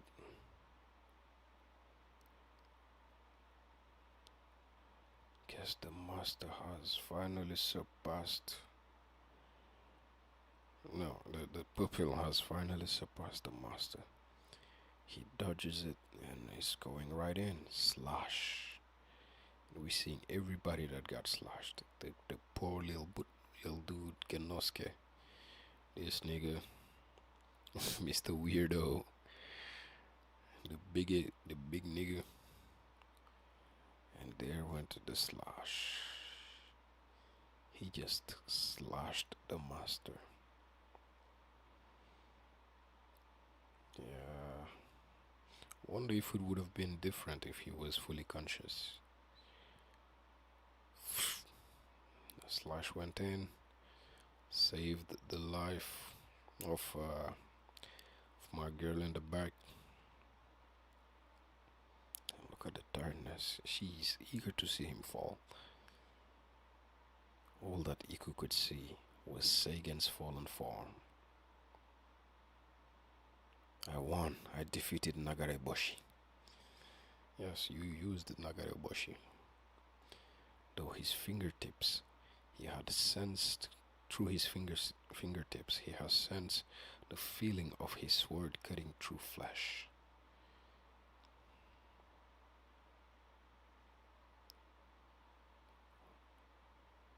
Now all that was left was to hear the sound of the old tiger falling. That doesn't seem to be the case. She's losing blood. No, this is the sound of Iku collapsing. No, this is the sound of the stone pillar. This old geezer can't fall. What the Whoa, what's going on? Just what is standing before me? He hasn't let go of the sword, but Kogan, who by all rights should already have been a corpse, was being transfigured into something that was neither man or beast. All that Seigen's ears could hear was a peculiar sound of wind, as the demon god transformed yet again into something worse. He gets some gravel. Though Seigen attempted to run or even crawl away, his body felt as though it was made of lead.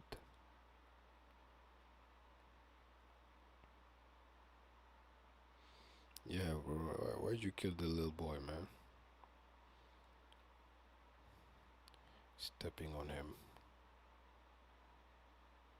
Fuck. At that moment, he heard the sound of footsteps coming from the Iwamoto estate inner chambers. Even steps that took no heed of the blood and gore.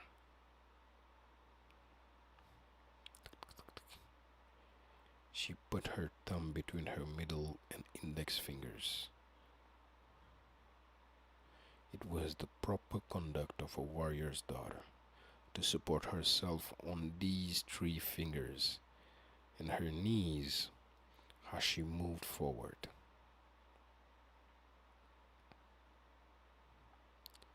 Father, I have not the words to express how happy I am on this most auspicious day. Mia is happy. Dad is dead. Mia, you've become beautiful. god, he's happy now. Ah, he distracted her. She distracted him. And Sagan took the traitor's path.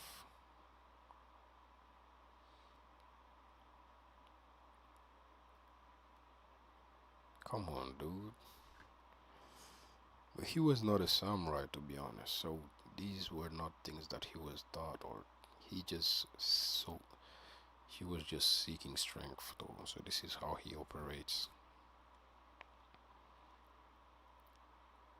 He grabs the sword. His fingers get slashed up.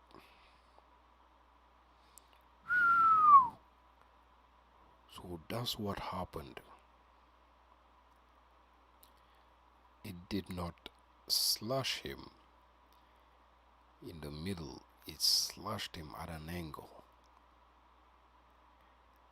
Oh, it even took a bit of his brain.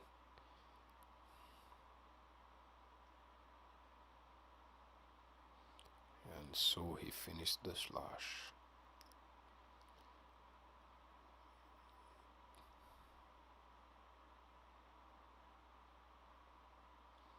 Sword on his back is crazy. But for some reason that gave him some humanity. Getting his shit cut up gave him some humanity.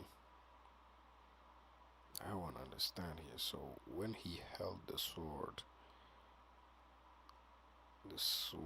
finished him by going up, right?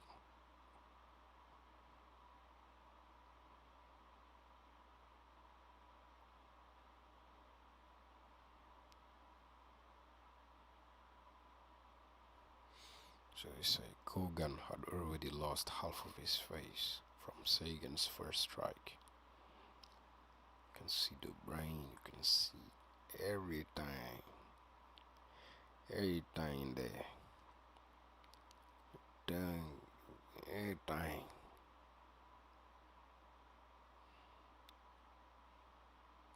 The peculiar sound of wind had actually been the sound of the ancient tiger choking on his own blood, because he stabbed his chest.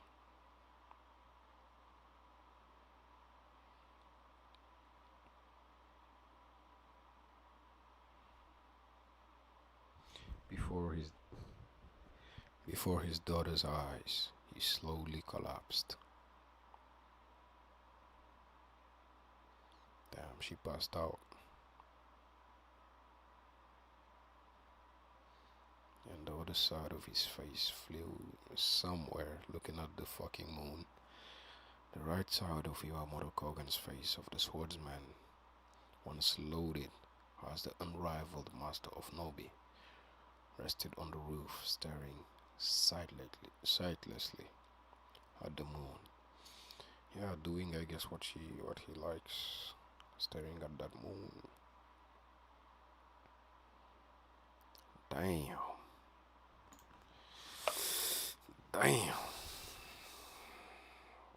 That was a hell of a chapter.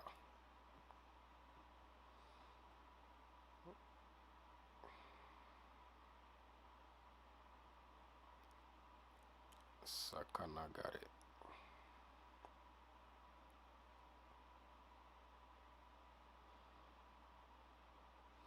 Oh, let me see. Mumio Sakanagare. Yes, you can see Sakanagare has a Sakana is fish. Nagare is maybe the same as in Nagare Boshi. So a bit different from Nagare Boshi. True. Fish troll.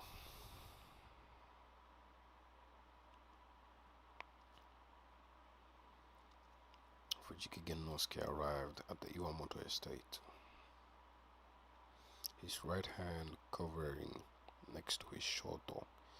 He prepared for a close cardio fights indoors. Following the scent of blood,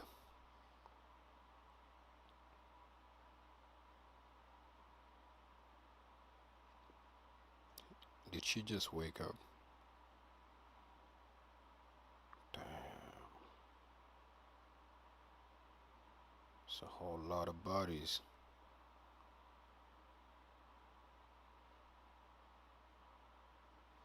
The hellish sight spreading before Genosuke's eyes did not even serve to quicken his pulse. Tiger among tigers.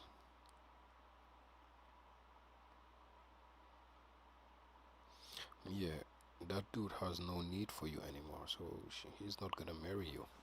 While he was grasped,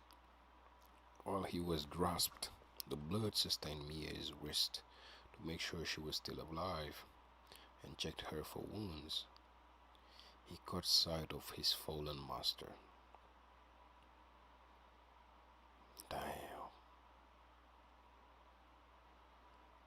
Sensei!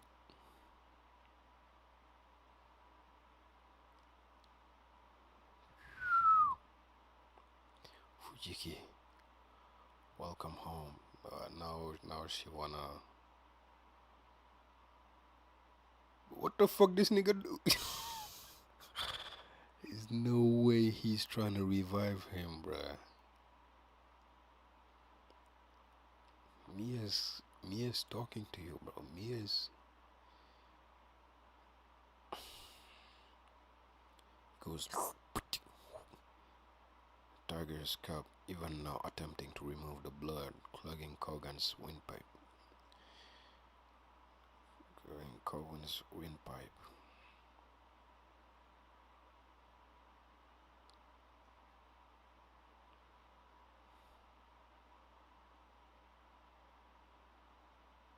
I mean, bro, there's no brain in there. Look.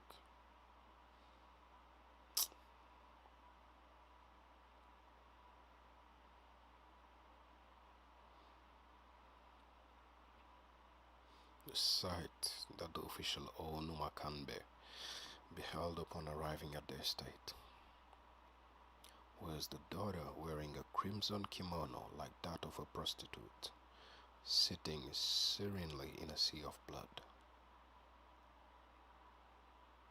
and a young warrior sucking the blood from a corpse. It's not what you think. It's not what you think. Damn, crows are eating his face on the top of the... Damn. The Iwamoto estate's gates were sealed. The witness, the man who testified that Iwamoto Kogan had taken leave of his senses and that Irako Seigen had only defended himself, was Kanaoka Onryusai of the Nobi Dojo. Sometime later, he opened a large dojo of his own in Edo, but it is not clear where he procured the needed funds. Okay, he was bribed. In the same month, Sunpu Castle. Damn.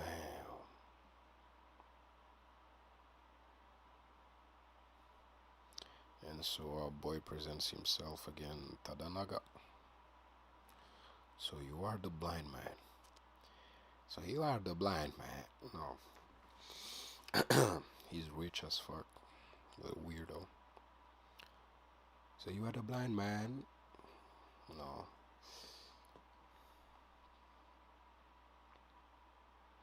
So you are the blind man who slew the tiger of Kakegawa. I'm gonna go with that. Second, you may say your name. I am a man servant of your Shizowata estate, a lowly one known as Irako Seigen.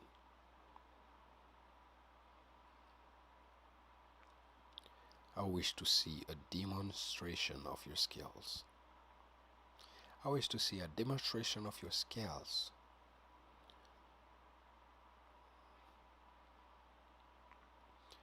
The warrior of Suruga Uzukishu, Zaburo,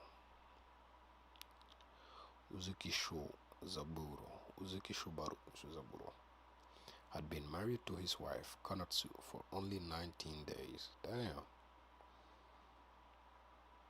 Konatsu a body. Once Uzuki's lord, Tadanaga, commanded his wife to attend to him within his bedchambers. Oh shit.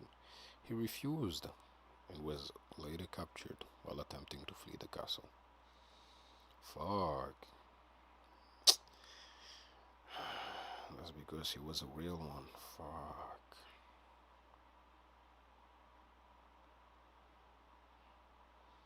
It was a path he had no choice but to take.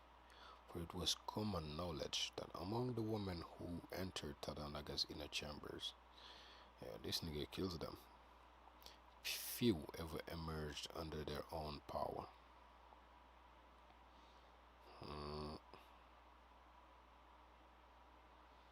Loosen his bonds. Once Tadanaga gave the order, the ropes holding Uzuki's shoe, Zaburo, were cut, and his swords were returned to him. He's surprised. Uzuki, duel with the samurai standing before you. If you win, Konatsu will be unharmed. Damn. I will begin.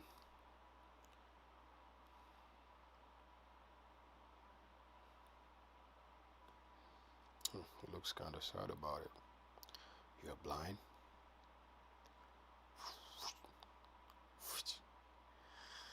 There he goes. Spamming that shit. This nigga's a spammer. I guess it's not spamming if you're using it against new opponents on every time. Zukishu Zaburo surmised that this blind samurai too had befallen some similar misfortune as himself. He was compassionate.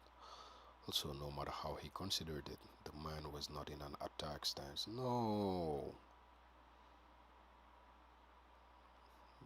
Your compassion is going to get you killed. Well, you're gonna die anyway, so... I'm sorry for you, but for my wife, at least. But at least look closer, because something's not... Forgive. Slash. Slash. Like a fucking demon. Husband!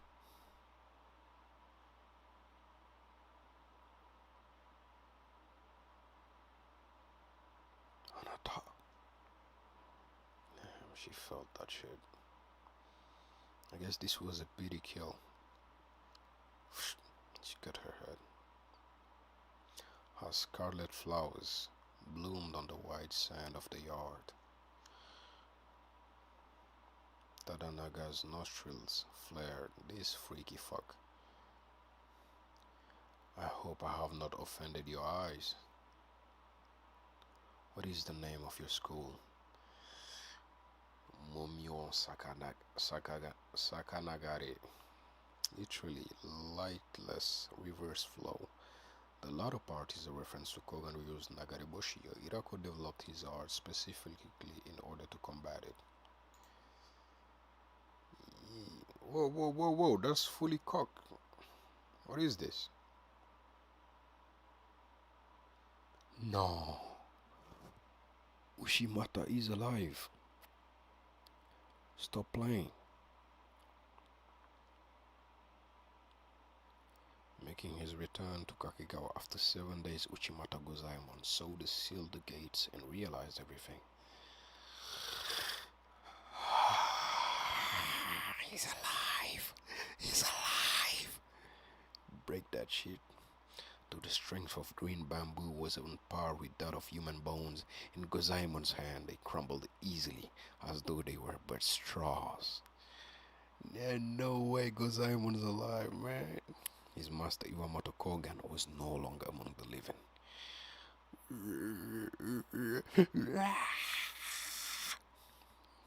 That's what he's doing. He's making no. Ushimata. The sobs that escaped from Gozaemon were more like the lows of a beast than the cries of a man. Type shit. Understandable. That's how he was.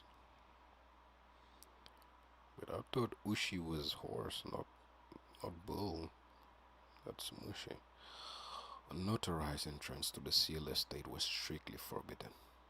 The estate's stipend reduced from 300 koku to a mere 70, and silence reigned inside the empty dojo, bereft of any students. Only a few servants were left in the house of Iwamoto, and Mie, on the porch where the stains of the patriarch's blood could still be seen. Yamamoto Mie sat, her beauty undiminished and oddly mysterious. She's enjoying that shit. She's right on the blood. And sitting imprisoned as a punishment for losing his warrior's composure in the face of Kogan's death, Fujiki Gennosuke. Upon hearing the tortured cries of his upon hearing the tortured cries of his fellow disciple, for the first time since Kogan's death, he began to shed tears. He knows what's up. It's like, I felt Ushimata. Please don't look at me. I felt it. Then some years ago, Kakegagawa, village of Awamoto. The one who the other children of the village feared most was Fujiki Gennosuke. Huh. But look at this little ugly motherfucker. That ain't Gennosuke, lowly wretches. This was the first bully's favorite phrase. His samurai father, Fujiki Ukiyodayu, had once been a high-ranking noble with a stipend of 1,000 koku. Damn. Though he had enjoyed an easy life on lands that his lord had seen fit to bestow upon him himself. One year, he was stripped of his land and position on grounds of negligence and disloyalty, reduced to a stipend of but 50 koku and sent to Awamoto to serve diligently. This bully, loved and disdained by his samurai peers, let loose his frustration and rage on the ignorant peasant's children.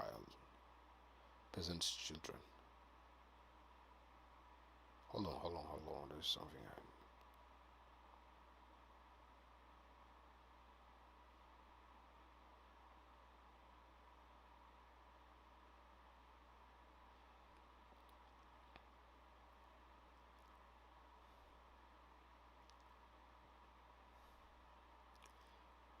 He first tried to climb a tree and pick a persimmon.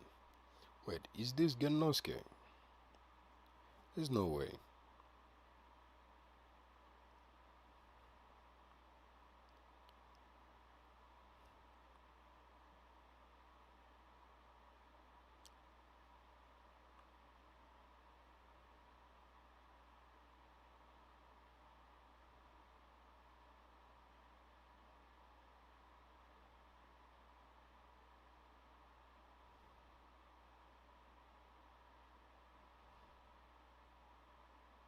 And from below, he jabbed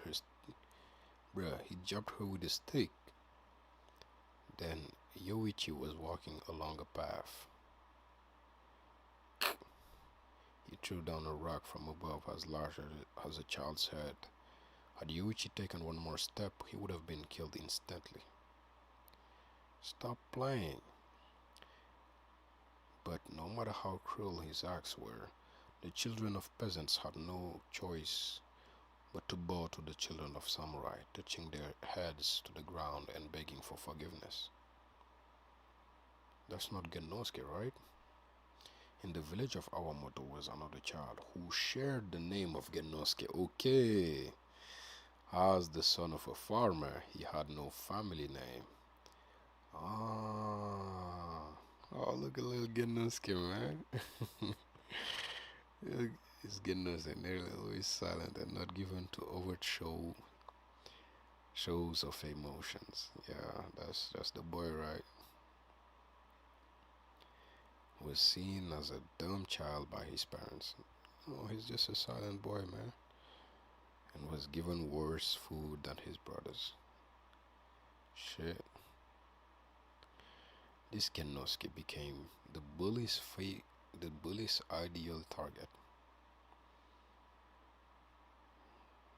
Look at this ugly fucker, man. Why you make the kid so fucking ugly? Though he was thought to be stupid by many, Genosuke knew enough to bow his head to a samurai. However, unlike the other village children, his expression held no hint of adulation. This infuriated the bully. Yeah, he don't play the full game. He just know to do the part. What is he making him eat? Is that poop?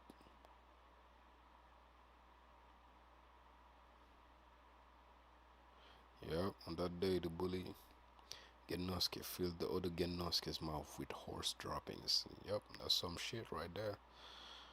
And used judo to strangle him over 20 times. This piece of shit. Uh, Sometime later, when the farmer's son became unable to move, the bully hastily ran away, leaving the boy where he lay. This motherfucker. When Genosuke came to his senses, the full moon hung brilliantly, brilliantly. I think it's brilliantly in the night sky. He picked up all the greens that had been scattered on the ground and put them back in the basket. After all, this was what was expected of him. The road home became enveloped in a thick mist.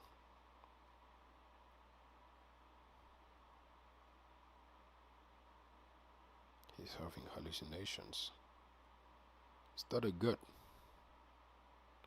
Those are guts. Huh.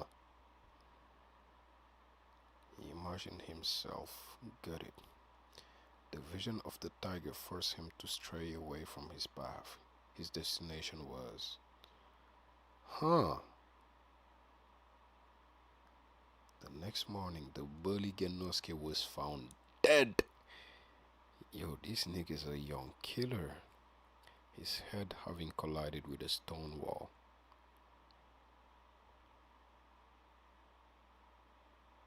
Yo, though on that day, a student named Sanji had seen a boy swinging something like a large sack through the air.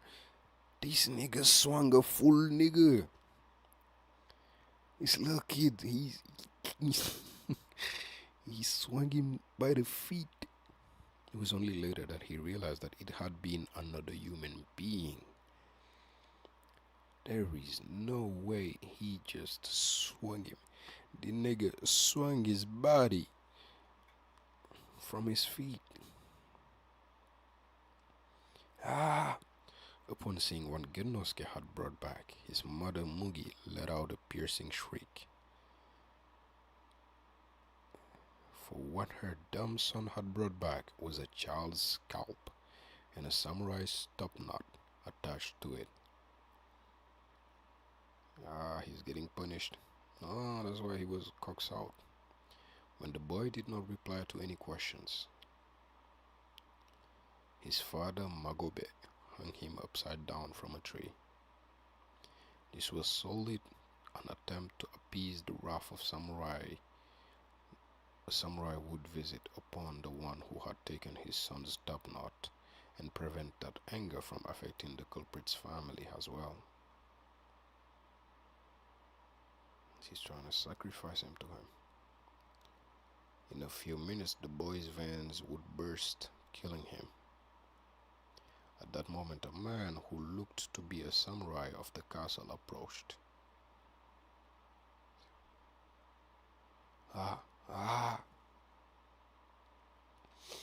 Don't tell me that's the man. So this is the child who justified Fujiki Ukyudayo's son. Gripped by mortal terror, they could only tremble silently.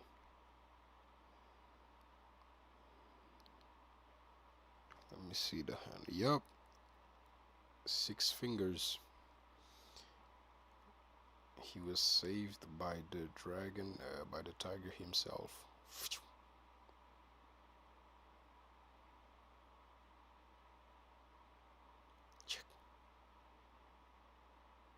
Damn. Okay, now I understand better why he loved him so much. The older coot saved his ass, this child. If you have no need for him, I shall take him instead. Ah, see, this is what I'm fucking talking about. We've seen this fucker. We know he's no hero. We know he's a much of a big of a piece of shit. But his intention here, driven by the strength of the child, feels noble. And these words are just that beautiful. If you have no need of him, I shall take him instead. And he was taken. The swordsmanship instructor of Kakegawa Iwamoto Kogan decreed that the Polygen death had been an accident. It gave money to the now hairless Fujiki clan, making them adopt a new successor. This boy was none other than the silent child, Gennosuke. Afterwards, Kogan took the boy into his own estate.